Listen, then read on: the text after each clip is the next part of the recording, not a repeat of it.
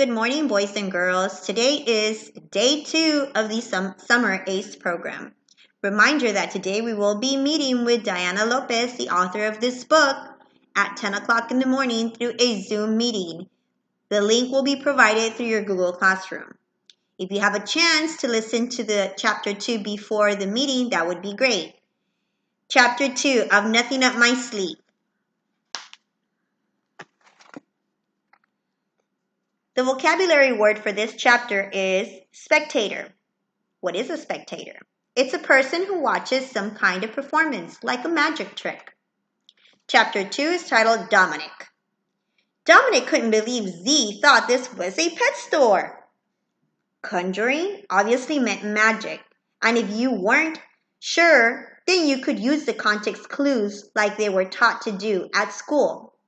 Why would there be a top hat and a Houdini poster in the window if this were a pet store? His friends sure knew how to embarrass him sometimes.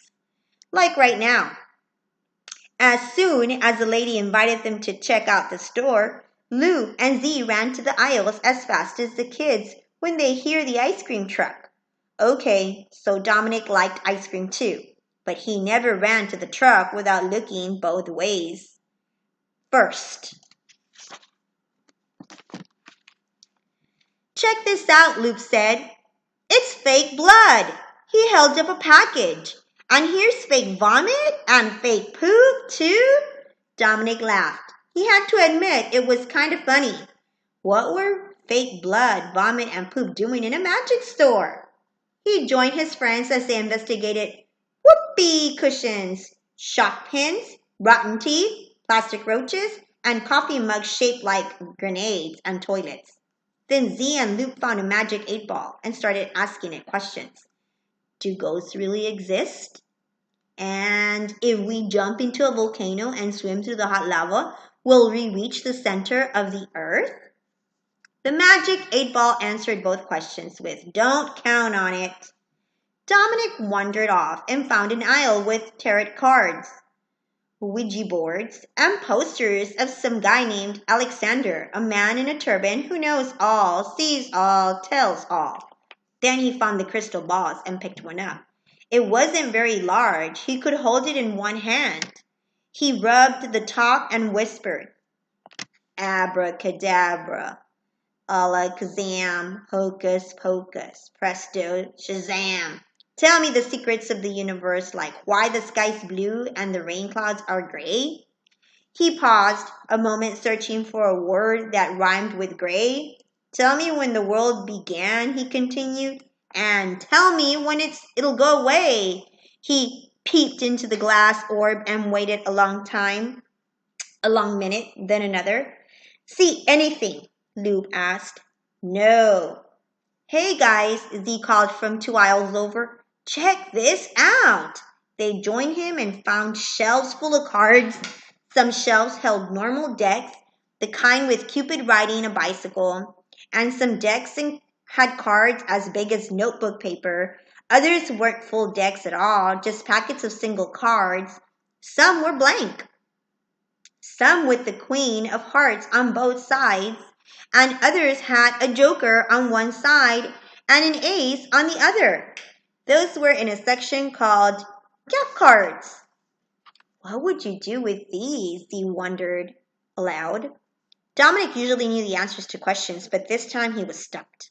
Let's check out the last aisle, Luke said. It was full of top hats, capes, and magic wands. Dominic picked one up, and when he saw the white cat had followed him, he waved the wand over it and said, Abracadabra, alakazam. Instead of a cat, you shall be a man.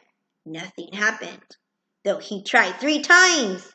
Meanwhile, Luke and Z had grabbed wands too, but instead of casting spells, they pretended to sword fight, swinging wildly the wands clacking as they struck each other.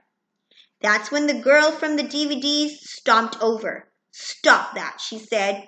She had removed her earbuds, but Dominic could still hear the tiny music on her iPod. Respect the merchandise, she commanded as she took the wands from them. These aren't toys. She put the wands away, all except for one. She looked at it a moment, smiling to herself. Then she bounced it on her knee and it disappeared. No way, Loop said. Where'd it go? Asked Z. Can you make it come back? Dominic wanted to know. She rolled her eyes as if he had asked the stupidest question. Then she flicked her wrist and the wand reappeared. Wow, Z said. So you're a real magician, huh? I'm the reigning champion of the Texas Association of Magicians Teen Stage Contest. So yes, I guess that makes me a real magician. So you did that trick and won a contest? He asked. Dominic gave him a look. That's what reigning champion means. Z just rolled his eyes. Please, the girl said, make the word two symbols. Please, this kid's stuff. She put the wand back on the shelf. Besides, you can't win the contest with one trick. You need a whole routine. So what was your routine? Loop asked. It's too hard to explain. Then show us. She sighed, all bothered. You kids are probably too young to appreciate it. What do you mean? Dominic said. We're the same age as you. Please, she said, to symbols again. Are you even in 7th grade yet? The boys looked down. They were in 6th grade, but they'd be in 7th grade next year. Ariel, the lady at the counter, said, be nice to the customers. Remember, they aren't customers, Ariel argued. They aren't going to buy anything. I am, Luke said, pulling $20 from his pocket. Dominic was glad Luke had a response, but he also hated when Luke showed off his money. You should perform your routine, the lady told the girl. No, Mom. The lady put her hands on her hips. Do you want your allowance or not? Dominic and his friends giggled. But when Ariel narrowed her eyes at them, they immediately stopped. Fine, she said. She did an about face and headed to the back of the store, disappearing behind a doorway with a purple velvet curtain. Above the door was a sign reading, The Vault. Dominic mentally listed all the places with vaults, banks, museums, millionaires, homes, and underground headquarters for spies. Even though this doorway had a curtain instead of 12-inch steel door with a combination lock and retinal scanner, Dominic knew that calling it the vault could mean only one thing. Behind that curtain was a top-secret place for magicians. That is the end of chapter 2. Think about what's going to happen on chapter 3. Write down and take any notes. And feel free to share through Google Classroom in your comments or be ready to share with me live. See you, boys and girls.